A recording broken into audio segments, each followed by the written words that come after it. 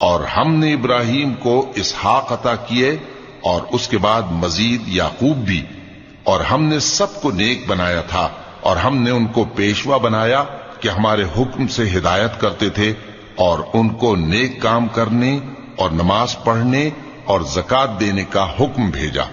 اور وہ ہماری ہی عبادت کیا کرتے تھے۔ اور لوط کا قصہ یاد کرو جب ان کو ہم نے حکمت و نبوت اور علم بخشا اور اس بستی سے جہاں کے لوگ گندے کام کیا کرتے تھے بچا نکالا۔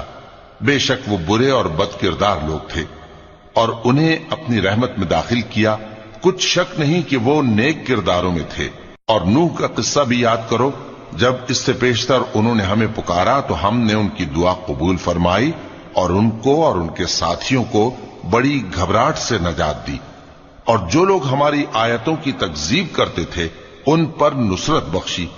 وہ بے شک برے لوگ تھے، سو ہم نے ان سب کو غرق کر دیا۔ اور داؤد اور سلیمان کا حال بھی سن لو کہ جب وہ ایک کھیتی کا مقدمہ فیصل کرنے لگے جس میں کچھ لوگوں کی بکریاں رات کو چر گئیں اور اسے روند گئی تھیں، اور ہم ان کے فیصلے کے گواہ تھے،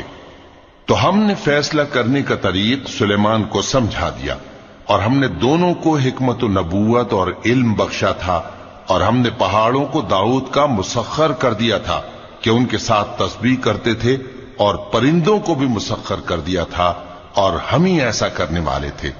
اور ہم نے تمہارے لیے ان کو ایک طرح کا لباس بنانا بھی سکھا دیا تاکہ تم کو لڑائی کے ضرر سے بچائے، پس تم کو شکر گزار ہونا چاہیے۔ اور ہم نے تیز ہوا سلیمان کے تابع فرمان کر دی تھی جو ان کے حکم سے اس ملک میں چلتی تھی جس میں ہم نے برکت دی تھی، یعنی شام کی طرف، اور ہم ہر چیز سے خبردار ہیں۔ اور بڑے بڑے جنات کو بھی ان کے تابع کر دیا تھا کہ ان میں سے بعض ان کے لیے غوطہ خوری کرتے تھے اور اس کے علاوہ اور کام بھی کرتے تھے،